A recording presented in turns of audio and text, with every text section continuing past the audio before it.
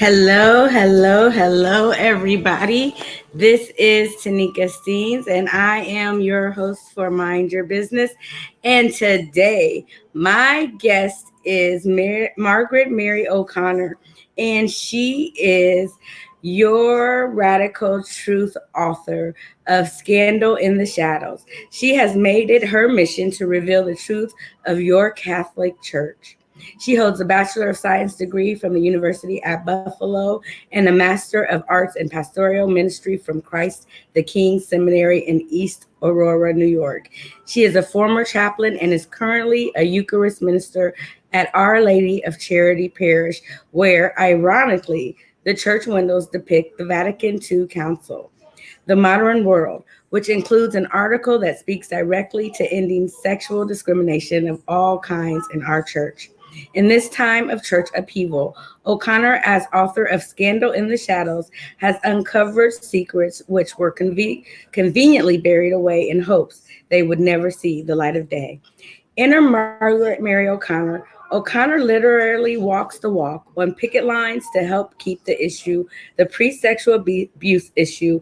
As a fellow member of the laity herself, she believes any Catholic deserves, at minimal, at least the truth from Rome, as opposed to the continual outright deception they are receiving. She also is a member of Call to Action Future Church, Roman Catholic Women Priests, the Women's Ordination Conference, the Survivors Network of Those Abused by Priests, Preservation, Buffalo Niagara, and Western New York Land Conservancy, and Buffalo Central Terminal. Margaret truly encountered a life altering experience she will never forget. Living 20 years with an undiagnosed autoimmune disease, her life was literally hell. Beyond the daily physical symptoms to deal with were the emotional ones as well. She was told by two doctors that basically her physical symptoms of vomiting, great loss of weight, anemia, and diarrhea, to name just a few, were all in her head. The doctor she really needed to see, they told her, was a psychiatrist. It's truly a miracle she is alive today, thanks to finally finding a doctor who actually ordered tests to find the reason for her illness, which turned out to be celiac disease. She will never forget when her doctor told her she would have been 6 feet under within 6 months. Her twin sister Pat had brain cancer and never got a second chance at life. But Margaret feels incredibly fortunate to have her life back again. It's like she's seeing life from a new perspective, and every moment has become wonderfully precious. All she knew was that after losing 20 years of her life to sickness, to now being free to begin again was incredible. Today, she lives life to the fullest, and her latest adventure is writing something she had never done before. She knows from experience that having her own story ignored is the reason she brings a visceral passion to her writing. If one side of a story is ignored, you will miss its reality and truth. Her book, Scandal in the Shadows, brings forth the very truth of a church issue, which indeed will impact on your own future faith life. When not writing, speaking, or being interviewed by the media, O'Connor enjoys gardening and reading mystery books, along with volunteering for Pete's Pillows and Alzheimer's disease. So, about the book, to some, church history might sound dry or even boring. With Scandal in the Shadows, you will never view church history as boring ever again. Most people have preconceived thoughts of women becoming priests. Whatever beliefs you may have, you will soon realize things are not all the way as they appear.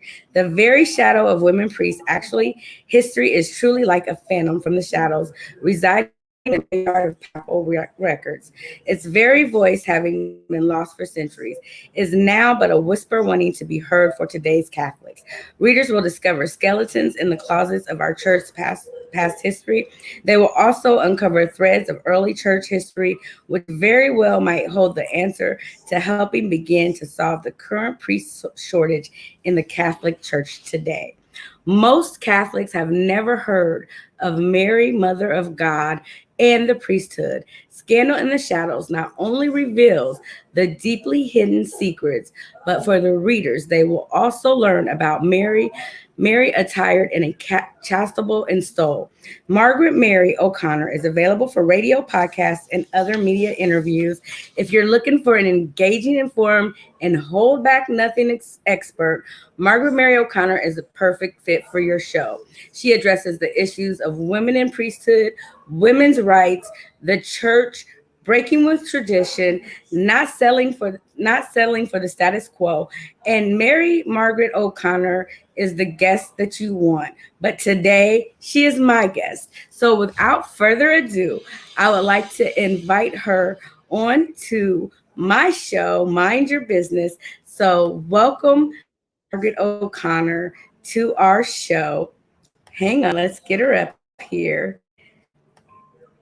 Thank you so There we much. go. Hello. Thank you. Welcome, welcome, welcome. I mean, you have got a lot on your plate. Thank you for being here. I know that I read your bio and I introduced you, but please, in your own voice, in your own words, tell us who you are and give some more clarity on what you do and why you do it. Oh, certainly, Tanika. Hi, everyone. I'm Margaret Mary O'Connor, and I'm what the Catholic Church calls a member of the laity. That's your average everyday parishioner. And what happened was, over the years, from the time I was little, I was always told, if I inquired, there never were women priests in our Catholic Church. So, well, I mean, when you're young, you pretty much take what your adults tell you, and you don't even think otherwise. Well, as the years went on, I would hear what I would consider like rumors. Yes, there are women priests. So when I got into my middle life, I really vowed I'm going to try to find out, uh, uncover, what there is to find. And finally, I came across the books written by Catholic priest, Protestant minister, even a religious sister. And what has transpired is through biblical research, which is really exciting, we now can see a whole other side to our Catholic Church, a side which has been previously hidden within the shadows of our church. And specifically, the most wonderful find was discovering that Jesus' mother, Mary Mother, she was a woman priest. They called her Mary Priest, and her title was the model for all priesthood in the Catholic Church.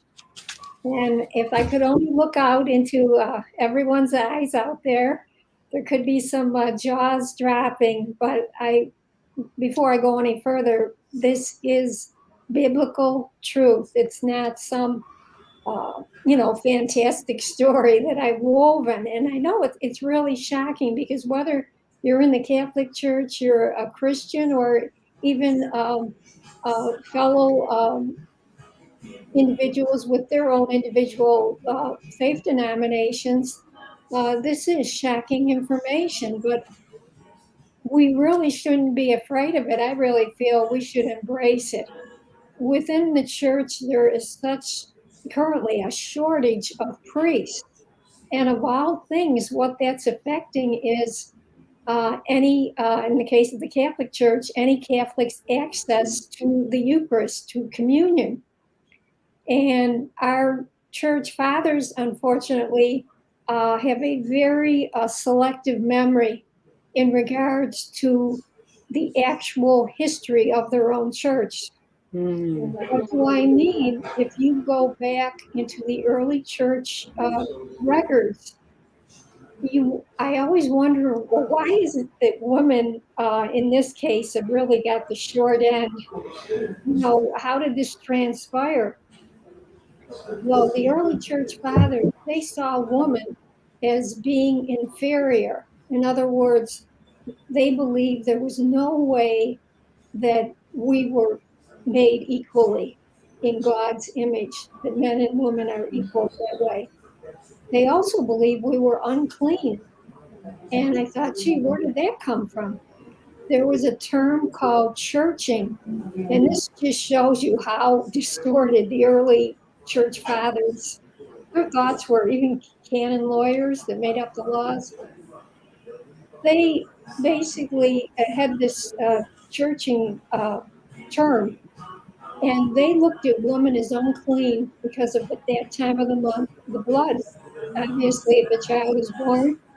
So if you had a baby boy, you would have to wait 40 days to get into the church, blessed by the priest. If you had a girl, here's the kicker, it's been doubled to 80 days because they believe woman carried the sin of Eve. Now, this uh, process, fortunately, is no longer carried, but I'm trying to take you back to the early centuries to give you an idea how their thoughts were crazy. Rome, we know, basically ruled everything. They had the big armies, the big money. Well, John Winchard, he wrote a book, and it was basically on the ordination of women in the Catholic Church. And he found that the Latin speaking theologians, they incorporated Roman law, civil law, which had 10 strikes, if you will, against women. Women were seen as inferior, as basically nothing. So if you're going to take that type of law, you know what I mean, and shape it into a church law, well, then obviously, again, those preconceived biases are going to come right into the Catholic Church as they did. So then, over the centuries, even in the medieval canon lawyers or church fathers, again, they just believed women had no place in the church. And there are 5 biblical reasons why the church is contending any woman today can't be a priest. The first one is the one I mentioned about that a woman is not made in the image of God. The second one is Paul referred to women should not be teaching, but yet there was a common law at that time. And of course, this condition was more prevalent in women than men, that were feeble minded, and they had a very emotional instability. So they're contending, well, we can't have a woman out there in the public teaching if she has this. And this specific condition, believe it or not, was more prevalent in women than it was in men.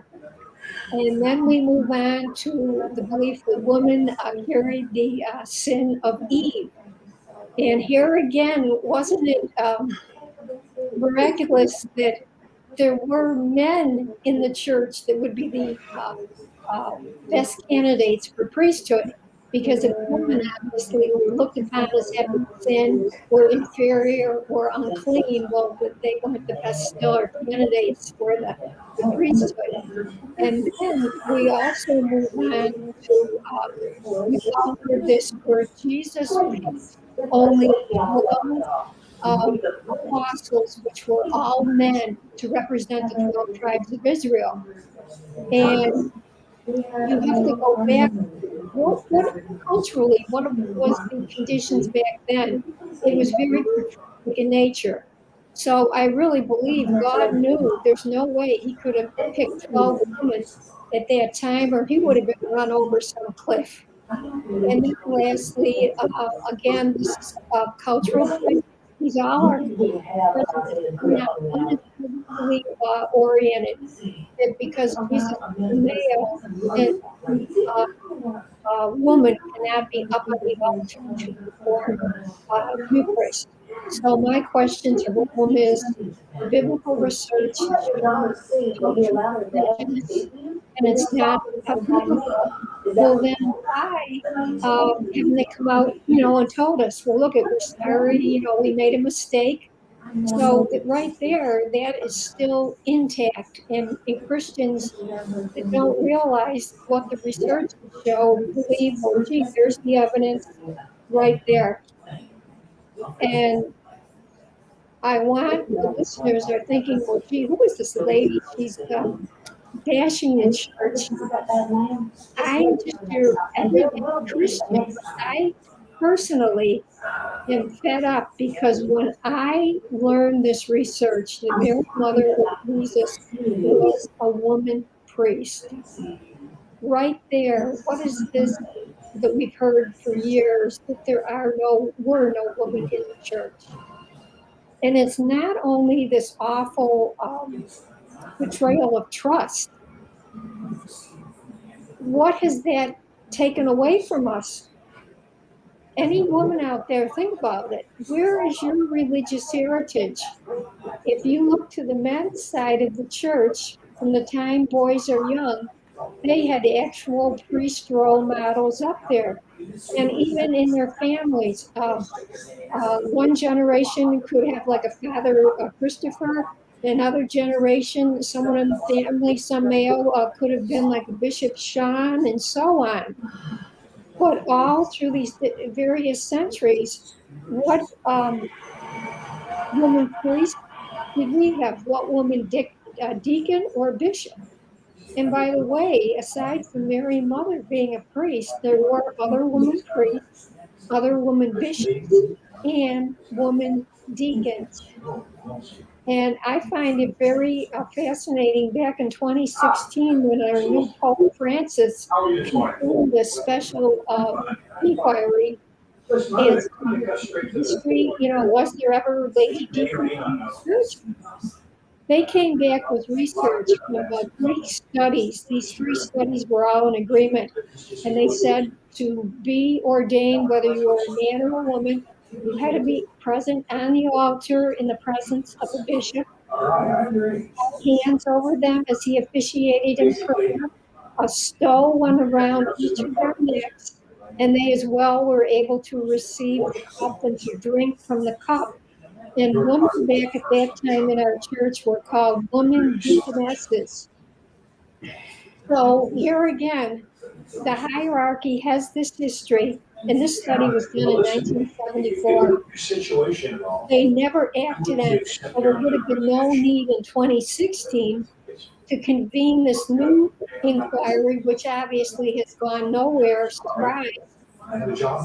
Then I think, Tanika, the most fascinating find was back in 1975.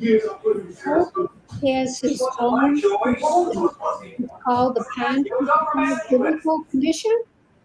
And they came out and they definitively said there is absolutely no biblical reason why a woman can't become a priest in the Catholic Church. So what have they done? They have sat on that as well. And any woman out there that actually received a call from God to serve, that was completely lost. And to this day continues to be lost, because these men, I don't know if they're power hungry or but they just don't want women around, and they're the ones that have to or should be following at least their own commission's findings. And when you think of it, Rome is in the driver's seat. Centuries ago, they came out with this pronouncement, there never were women priests. So have they been hounded by the press? No. I really think the only way anything is going to change is for the listeners out there, whether you're Catholic, whether you're Christians, whatever denomination you are, if you feel what's happening in my church, the Catholic Church, is wrong, that women are still seen as unequal, even though we know in Galatians 3:28 there is no male or female, all are one in Christ Jesus. Or back in Genesis, God, created them. Who are these so-called men of God that they have completely disavowed Jesus' words of any woman's equality in our church? They have not followed the Pope's own commission findings. They have not followed the research that women were deacons. And then let's get into it. And this was You got a yard on me 300. I'm putting it on your tab. I'm putting this one on your tab. he was really before his time. He had such an open mind that he wanted to try to bring the church back into the modern world. And it was unheard of at that time during catechism. He invited ministers of all faith denominations to come, and witness this. And unfortunately, Pope John died from cancer. So his what he had envisioned for this, even though was never fulfilled. And then you had a completely new pope come in. So it was very disheartening. But he basically, his premise was he wanted to open the windows of the church and to see the signs of the times. Well, I want any of the listeners out there to see the signs of the times for you. Where is this current hierarchy mirroring Jesus's ministry? Jesus would just think would be deplorable to have the current sexual abuse issue in the church. Yeah. So why is everyone remaining quiet and not saying anything? That scandal really rocked their church, and unfortunately, the big thing, it hit Boston around 2000, 2001, too. And then supposedly there was going to be all these new laws, and we were going to supposedly clean up this issue. Well, obviously, we didn't clean it up. There is no accountability to the hierarchy. The bishops and the cardinals, not all, please don't take me wrong, I'm not saying every priest, every single sister or something is wrong, but there are so many that are completely not following Jesus's ministry. And you have the bishop, I call them enablers, the cardinal enablers that continue to look the other way, and instead of making these, individuals accountable. It's just unreal. Yeah. Yeah. Well, what I wanted to add to that is a couple of years ago in our church, we put on a program every March for Women's History Month. And we do what's called Her Story. And so on Her Story, we usually depict women from the Bible and we tell their stories. And I got to do Junia's story. And it was really eye-opening to me because I had to research her and I could not find any information. But what I did find is they tried to depict her as a male. And it was funny to me because clearly she was not a male. And clearly Paul gave word that they were to listen to her. He called her a friend and said that she was out there to give the gospel, and she was not only to give the gospel, but she was an apostle. And that was interesting to me. And I felt privileged to be able to deliver that message. And not only that, but that was the night I answered my call. Not only was that the night that I answered my call, but that was the night that I answered my call in front of our new bishop. She's not my bishop, but that was a bishop that was once the elder, that was the elder of the district that I was under at one time, but then she got moved. So she was an elder and then she became bishop, and I got to answer my call to her that night. And so that was just very, very significant to me that happened. And so if I can tell you a backstory on that. So 3 years prior to that, when I first came into the church, into this specific church, because I told you that I didn't want a part of organized religion. And so when I came to that church, I said, okay, God, this is what you want me to do. Then this lady at the time, she was an elder and she was actually preaching at our church that day. And I said, okay, God, if this is what you want me to do, then you have that woman call me out. You have her be the one to call me out and say that I'm supposed to speak for you. Now, this was hilarious to me because she didn't call me out that night. But that night, my mom rededicated herself. And I said, oh, well, see, it wasn't for me. It wasn't even for me. It was for my mom to rededicate herself and blah, blah, blah, blah, blah. 3 years later, on this night, on her story, I get picked to speak, and I am the only person there without a name, without a title, without anything. There's all these fabulous speakers with all these titles, and I'm the only one there without a title, without a name, without anything, that I got asked to speak for the hardest person in the Bible to speak on. And I'm sitting there praying and sweating and asking God to give me a word. I don't know what I'm about to do. I think I'm about to pass out. I'm hyperventilating. And I get up there and it's like I have an outer body experience.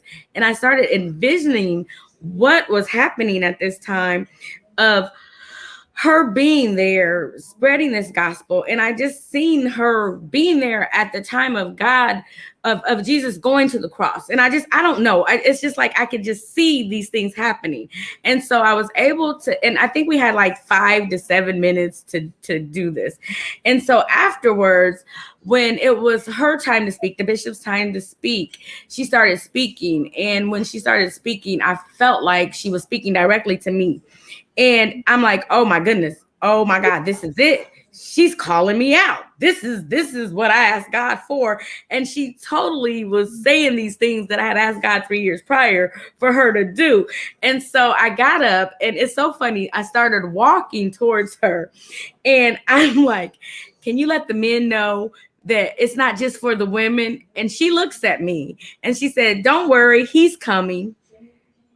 And I was like, okay. So I turn around and my husband is walking down the aisle. And any other time, my husband would not have been there because he has to work on these nights. He usually has to work on the nights that we usually would have gave these things, but on this particular night it was his day off, so he showed up there, and I didn't even know he was going to be there, but he showed up and he was there, and he answered his call that night.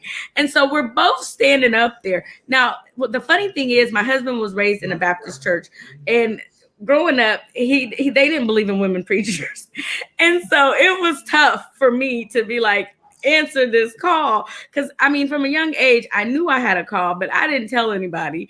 And then I was worried that if I say something, people aren't going to believe me, and plus I'm a woman. So this is the conversation we're having right now about women in ministry. And so I'm like, okay, this is getting ready to be interesting, but I don't care. I can't hold back any longer. This is it. And so at this point in time, my husband's coming down, and I'm like, either he's coming down to stop me or we're about to do this thing together. I don't know what was about to happen. And so when we both get before her, she starts saying these things. First, she talks to him, and everything that she was saying to him was the things that were for him.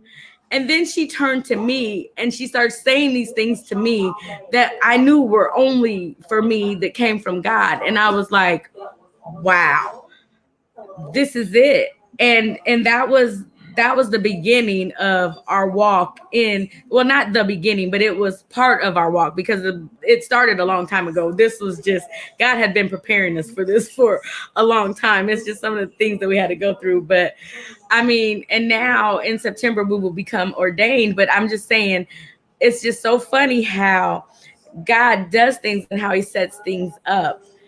And I know that God has a plan for us all. So to say that he doesn't use women, he does, because the very woman that I asked him to use to show me that this is what he wanted me to do, he didn't do it when I asked. He didn't do it in my time.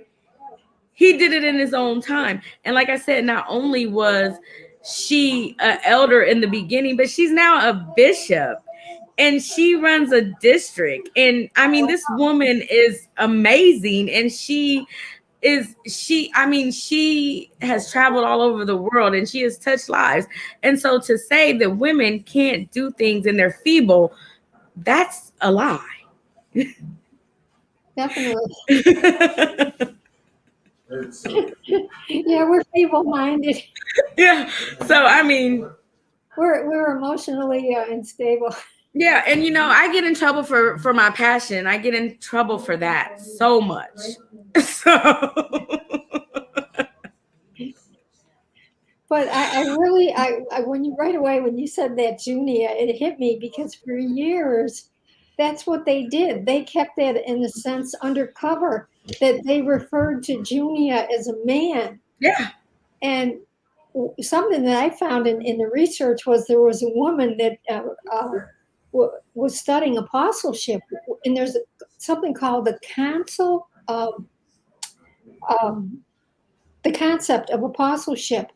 And we always hear this one story: Jesus sent out only the 12 apostles. But what, according to this woman in the biblical research, who could be an apostle? Anyone who is divinely officially sent out either by a community or by the risen one himself. So then that just gives more credence to the biblical findings that, as you said, there were more than just one apostle. There was more than Mary Magdalene. There was more than Julia. There were a number of other women that were apostles. Absolutely. So it's all there, Absolutely. but it's sickening because it's just been completely hidden. And who are these men to outright, and I hate to use the word duped, but I really feel any woman in our church for centuries now, we have been duped. And these are the women that fight the hardest because they believe they're fighting for the faith of their church when they come across someone like myself, because obviously they've never heard this truth and they're trying to defend their church. They realize how their own trust has been betrayed. But it's not doom and gloom, because we really should just be so excited to think that Mary Mother was a priest, and now we have the best role model for priesthood for any woman in the church, especially that would be for the young girls as well. Yeah, and it's not taking away anything, it's adding to. And it's just like you said, if there is a shortage, this is how we multiply, and this is how we spread the gospel. And he said to go out and spread this word. So why wouldn't we want to do that? And again, it's I think it's more so of a power thing. Mhm. And he said that we should be equally yoked. And so if we're unequally yoked, then it probably means that we're not in the same, we shouldn't be in the same place. That means somebody shouldn't be there. And if it's the ones that feel like they are above you, then maybe that's where the problem lies. Hmm. Yeah, there's definitely a problem. we need to do a lot of house cleaning. Yeah, but see, that's the thing. It's harder when you're not in those positions. It's harder to get into those positions, and you're getting blocked from those positions because it's not a fair playing field. And I mean, and not only that, being a woman and a minority is even doubly harder. So I mean, so I mean, you just have to do the best that you can, and do your part when you can. And again, like I told you earlier, I said, again, what are you doing this for if you're not going to make a difference? And that's what, in a sense, it's so nice, because if you're talking about the truth, you can speak from your heart. And you don't have to, because I'll tell you, when I started to write the book Scandal in the Shadows, I really, at one point, I had an intimidation, because I thought, wait a minute, who am I, a woman, to be like calling out, in a sense, the hierarchy of my church? But again, I was so incensed that their ministry was just it's deplorable, what the deacons have done. And again, this is a whole other scandal, but it's what they've taken away from women, their own right to answer their own. Yeah, you got a little bit of feedback. I don't know if it's on my end or your end. Yeah, I don't know where that's coming from. Give me just a second. Let me see something.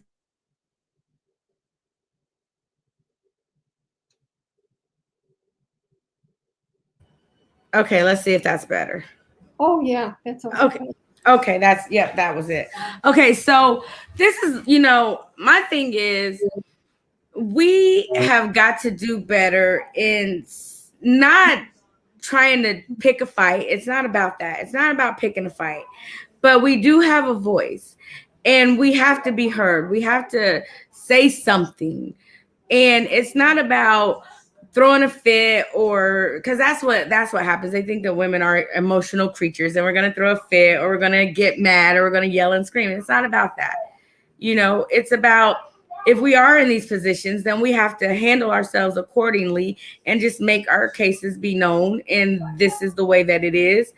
And this is, I mean, it's evident. If this is what the truth is, speaking the truth is never going to change. The truth is not going to not be the truth. I mean, even when Jesus was here, the Pharisees thought by following the law, they were doing the right thing. Okay, well, who's mad at them for thinking that they were doing the right thing? They thought that what they were doing was right. Okay, but they were wrong. They were following the laws.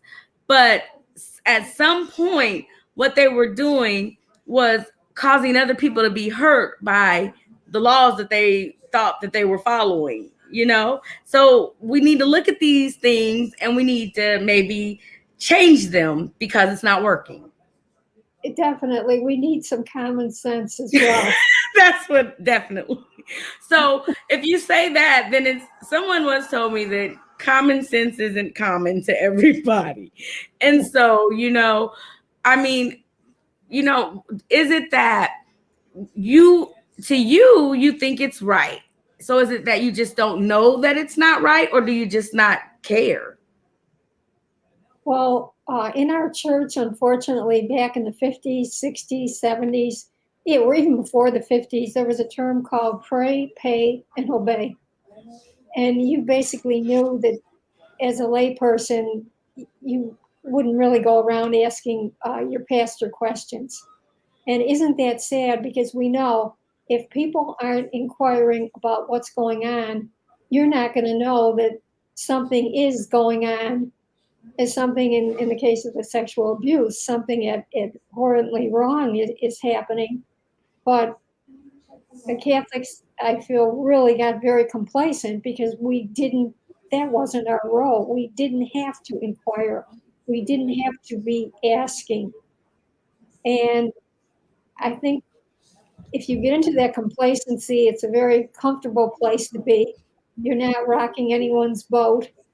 And I'm not using that as an excuse, but the millennial, the younger generation, you are basically the hope of this church, because my mission really is, in a sense, to have a conversation to extend from the United States worldwide. I've done some podcasts over in Europe, in Ireland, Austria, because you think of the Catholics, when I first heard this truth, it's not only myself that doesn't know this. There's millions of Catholics here in the U.S., and then we go over into Europe, we go into Asia, South America. These Catholics do not realize that they as well are being lied to. Mm-hmm. And there's a whole other side of their faith that would make this church so much richer. And this is basically, I'm just trying to get any average, everyday Catholic Christians to understand this awful disparity, and that this disparity is going to stay there until the everyday person speaks up. And in Vatican II, there was a constitution about the laity. And in there it says, if there's an issue of vital importance, you do, as a layperson, have every right to speak out. So I'm not breaking any law against my church. You would as well not be breaking any law against your church. If you feel that this isn't right, that women should have equality in their church, that they took this title away from Mary in 1927. And that's pretty long considering 2,000 years of church history. And my God, my mother was alive in the 20s, my grandmother, and of course they never heard this. They would have passed this on about Mary being a priest. Well, this former Catholic priest, John Winscards, in his book, The Ordination of woman in the Catholic Church, he said, well, what happened? Well, what's going on in 1927 that, Mary's title was taken from her? And he said, was it a coincidence that that same year, women from these other faith denominations were like coming together, and they as well themselves wanted to become women ministers? And I'm surmising that this would have been perfect for the Catholic Church. We removed this title from Mary, so there doesn't have to be any discussion about women being priests.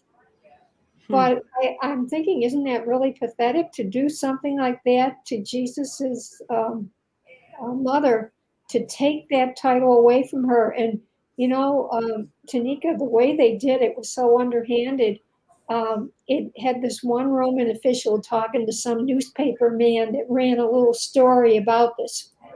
And he's talking to him and he's saying, oh, isn't it well that we put this question asleep?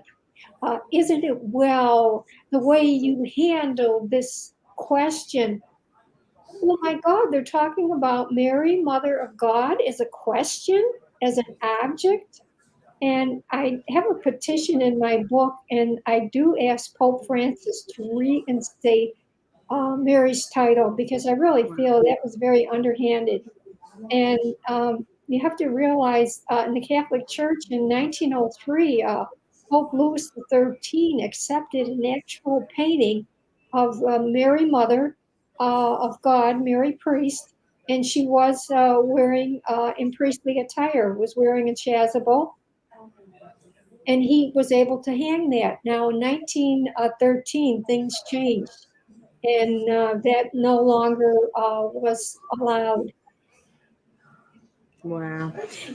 We have served under a woman minister, and that's the thing I think that I love about the ministry and the church that we serve under. It is Methodist, and they celebrate women and celebrate women in ministry, and we have women groups, and we have women ministers, and so they don't discriminate against women in ministry, so that's a good thing.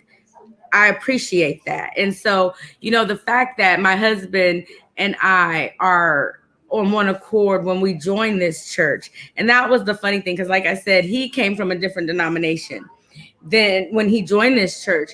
And for a long time, we've been married for 20 years this year. And it was hard for me when we first met. He had strong views on that because that's the way he was brought up. And so I'm like, there's no way in the world I would ever be able to tell him about what's going on with me. And I struggled. I struggled for the longest time. And then I just realized that it doesn't matter anymore. I have to obey what God tells me. And at that point, when I answered my call and he came, and we started talking, he was like, why didn't you ever talk to me about that? He was like, I can't stop you from doing what God tells you to do, and I'm like, okay, why did I not just open up? And it's so funny because his mother, her and I were even having a conversation, and she said, if God called you to deliver his word, if he called you to preach it, that's what he called you to do, then you have to answer his call. And she's like, you can't listen to what other people say. No one can tell you what God has told you. And I'm like, I've known from a child that I was supposed to speak for God. And I never really understood what it was until, as I got older and older, and I kept saying, no, and I tried to hide it or whatever, but it kept getting more and more, that I have to do this. And so I don't understand how any man can think that they can tell you what God has for you, and what you're supposed to be doing in the church. And so the Bible tells us that he gives us all gifts.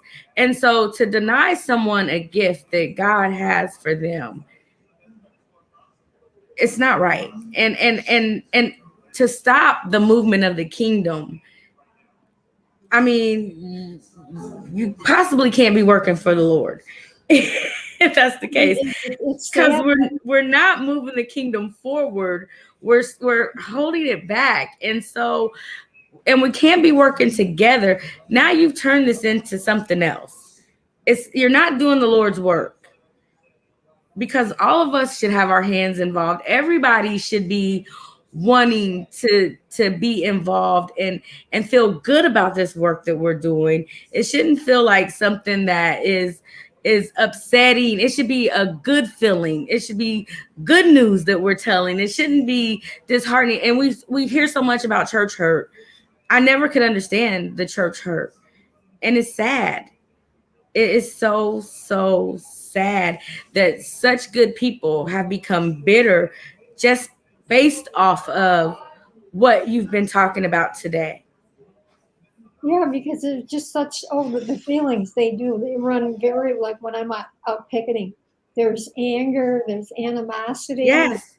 and that's where you really can get the pulse of what the feeling is. And more so, men will just like in disgust look down, or they'll shake their heads as they walk by you. And one fool even was back to that I belonged in the kitchen. Uh, I mean, 2021, and they're saying that, but more women were the ones that were so verbally, they would, come out, and their disdain, because obviously, again, they're stuck with what their hierarchy has told them, and they won't even temporarily, like, you know, what she's saying, could that be true? And or they'll say, "Oh, well, it doesn't say that in the Bible." And I said, "You're right, it doesn't." I said, "But they have done biblical research since that time." But of course, well, no, the gold standard is the Bible. So, like, I'm speaking, like hooey booey, but I just hope that the listeners will really, step back and realize that there is this exciting truth out there, and how much more, like you were saying, this would mean for a church to have all the members as one. And it just, I guess, I can't understand how the hierarchy can overlook Jesus's own biblical words on the equality of women in the church. And then beyond that, obviously not foul, that there's no biblical reason why women can't become priests. And as well, we know there's the women deaconesses and bishops. It's all right there.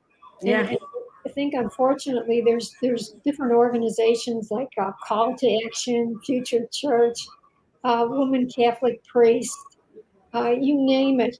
And they've been around for over 25 years or longer. And it's like, it seems like they're all spinning their wheels. We have the evidence, we have the truth there. So I really feel that next step is to make the Catholic Church accountable.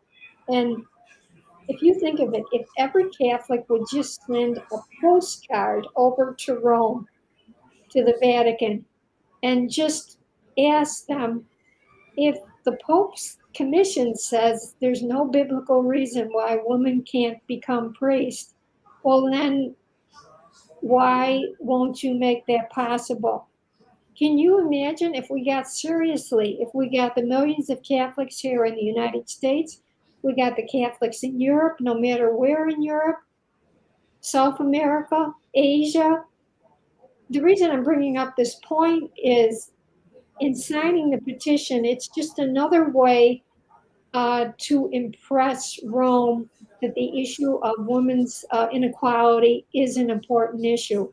And back in 2010, when our current Pope Francis was still a cardinal, he wrote a book on heaven and earth.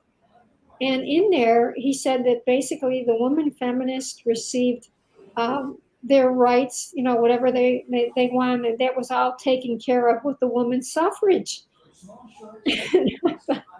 What, 1920? It stops there. We're all set, Tanika. I don't know why I'm talking. It just stops there. We're good. You're good. But seriously, take that out of the public arena, move that issue back into the church hierarchy. The Pope obviously is the number one person, and this is really sobering to think. If that's where he is personally coming from, and as well, they're called the Curia, and this is another organization over there that needs to be disbanded. These priests are have been there for ages. They're not open-minded, but anyway, I'll be thrown out of the church. But if this is the way the hierarchy does not even have this issue of women's equality on their radar, well, no wonder nothing is happening. Yeah. So it's only going to happen if the people within the church, we're called the people of God, and I know that can sound like pie in the sky words, but if we join together, we come together as one.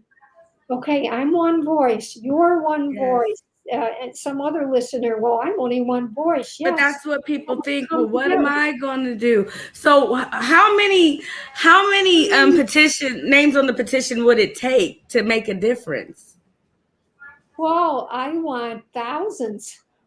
What is it going to take for them to be like, okay, we're listening now?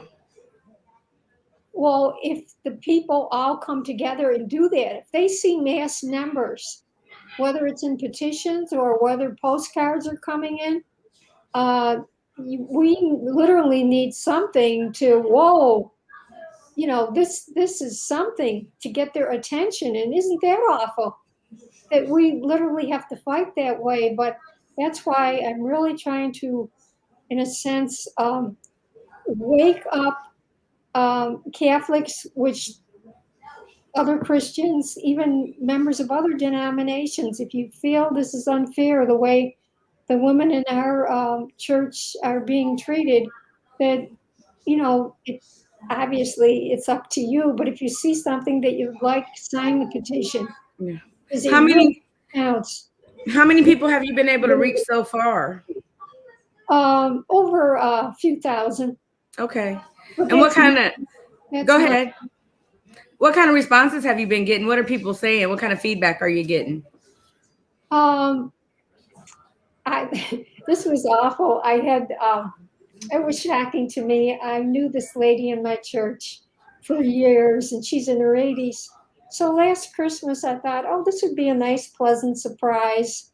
I'll send her a copy of my book to her. And I received this phone call. Peggy, what is this that you sent me? And then I said to the lady, I said her name, and I said, now I want you to understand on my title, I have Scandal in the Shadows, the original priest, Mother Mary. Scandal can also mean omission. It's the omission of the church in that letting us know that Mary was a woman priest. Well, anyway, she was very incensed, and I guess I was very surprised because she always appeared to be a very open minded woman. So she said that she would give the book to her daughter, and I said, oh, that's fine. But I thought, I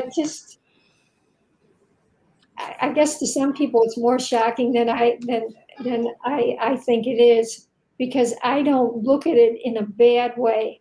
I think it is a very positive part of our church heritage. And the reason that it's right now, unfortunately, such a surprise in one way, or a bad surprise to some Catholics, is you have to realize that your own church hierarchy has hidden this truth from you for centuries.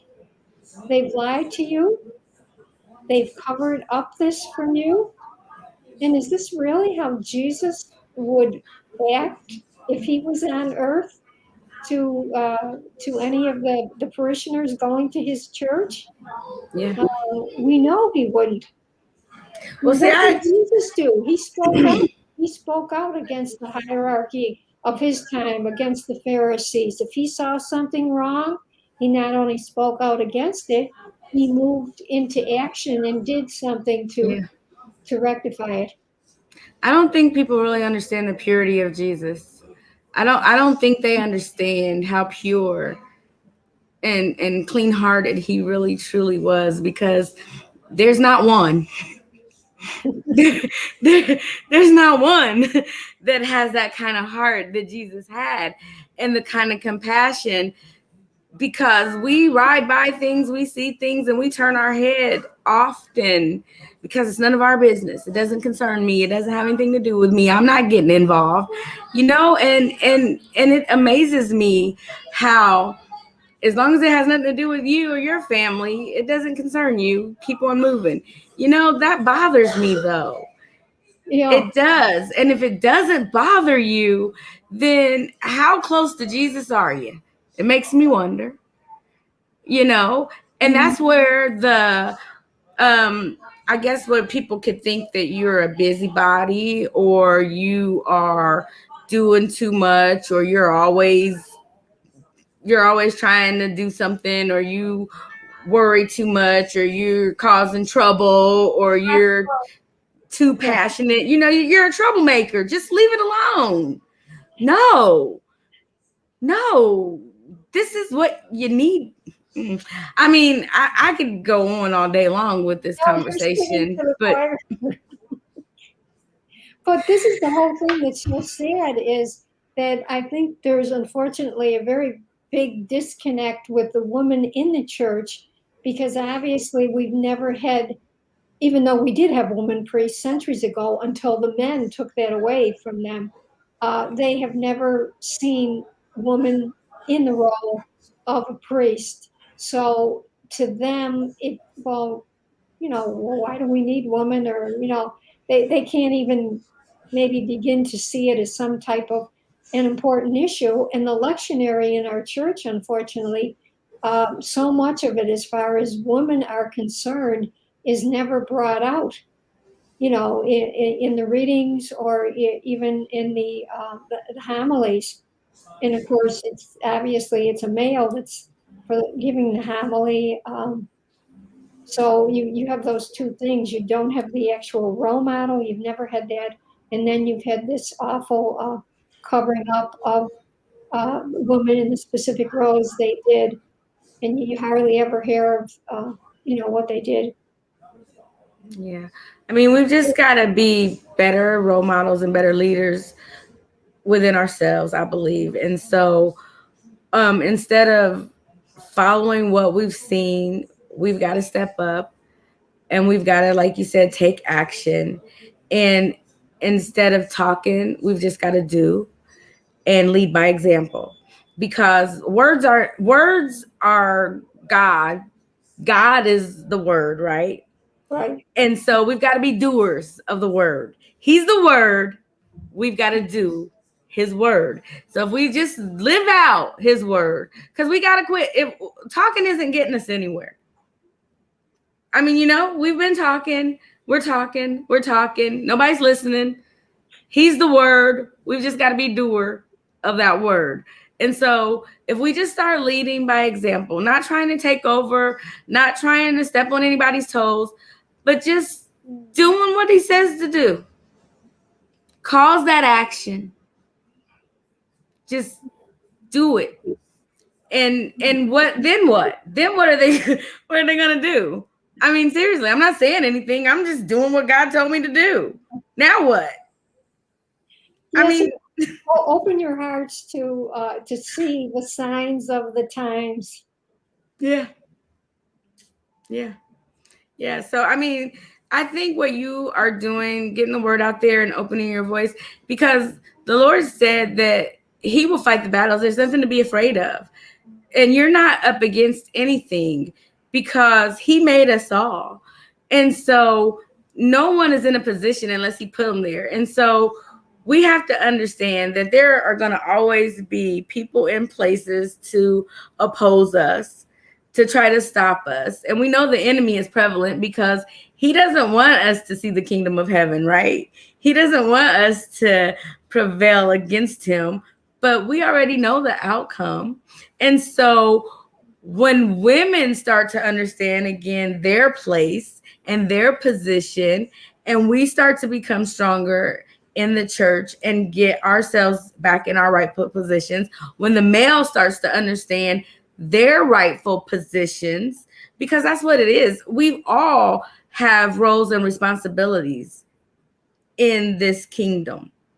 We all do. Because God, like you said, he made us in his image. He said, let us make them, male and female, in our image. So we all were made accordingly for a purpose.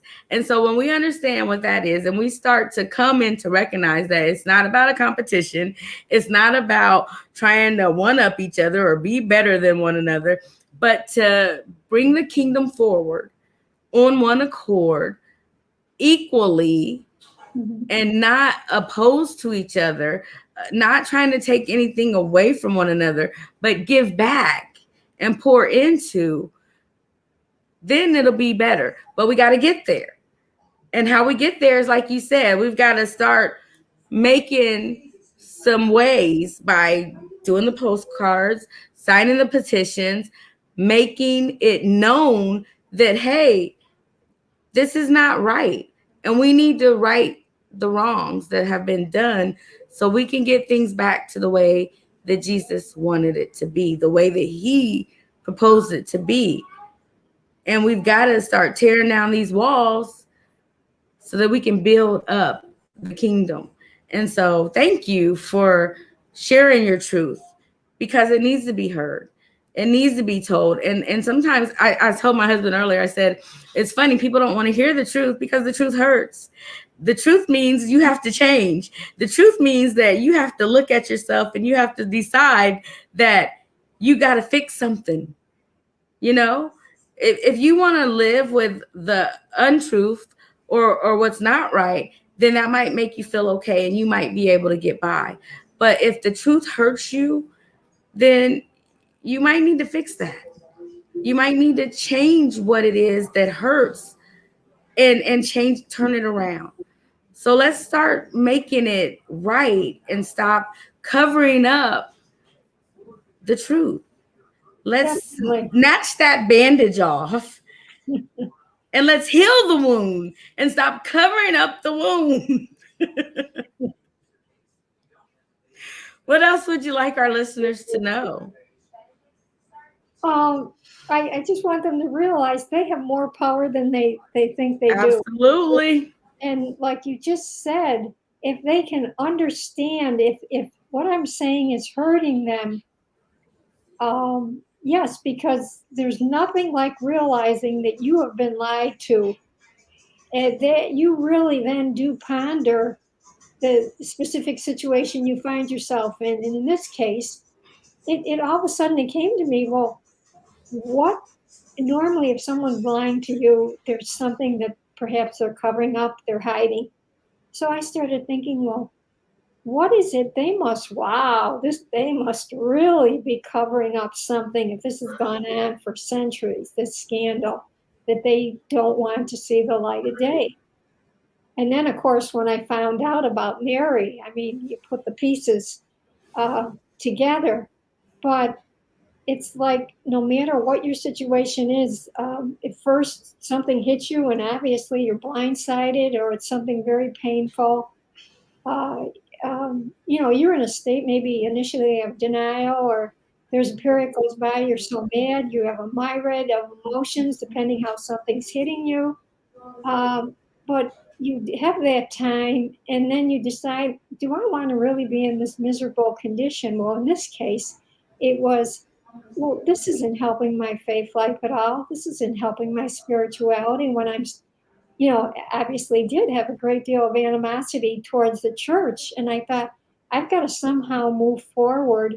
And that's when it hit me, my conscience, that I'm just one Catholic. And of all the other Catholics and Christians out there that have no idea that they're being lied to.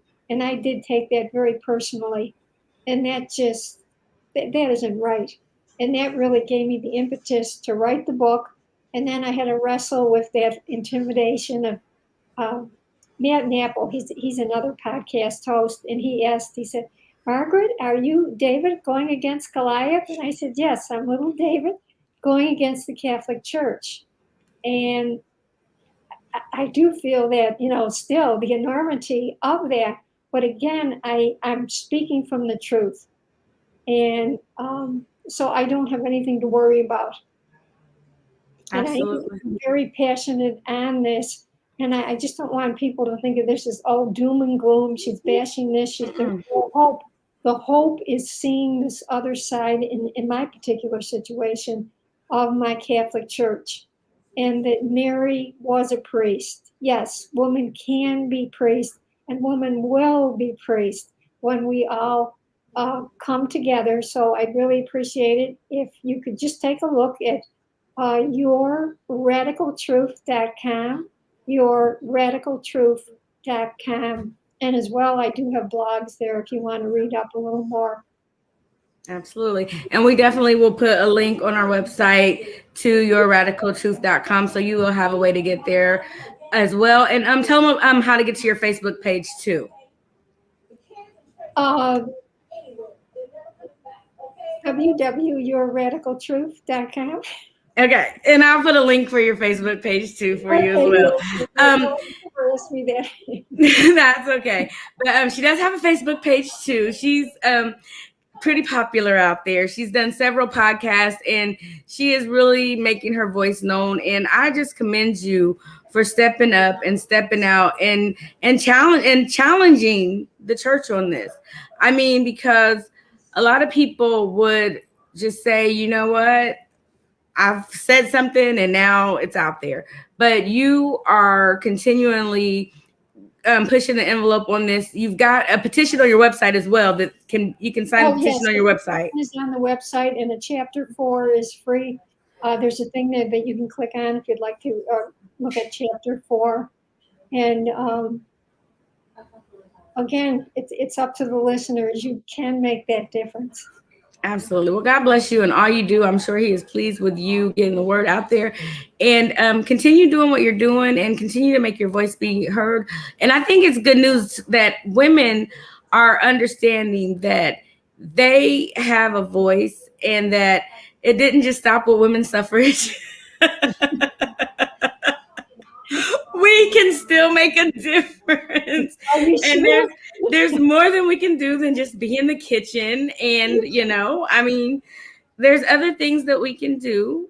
And it's evident. So, I mean. Commercial back in the 1970s, when a woman's rights started to really be a big issue for the younger listeners. And the lady sang this song where she could cook up the bacon, and do this and that. Yes, I remember that commercial. But I mean, if you have been wrestling with your call or whatever it is, if it's a position in the church or if it's a position at your job, if it's whatever position it is in life that you feel like you want to go for it. Right now, we have a woman vice president.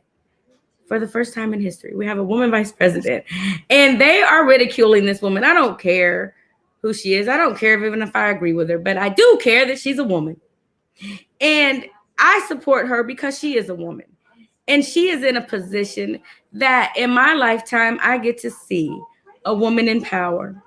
And the fact that this woman is trying to do something and make a difference, and some of the things that I've heard them say about her is just uncalled for. It's ridiculous. I can only imagine. It's totally ridiculous. The fact that she is a woman in the position that she is in, that's to be commended. And so I applaud her for that. Again, like I said, regardless if I agree with her or disagree with her, just because she's a woman, I support her because I'm a woman. And so hats off to you for being in that position. Yeah, because that's we've come a exciting mighty news. long ways. And so it's tough being in that position because she's surrounded by a cabinet of men that she has to go against on a daily basis. And Well, that's so, it. Just shows, I mean, how, her intellect and her yes, experience as a prosecutor, that, she can be comfortable and, do good.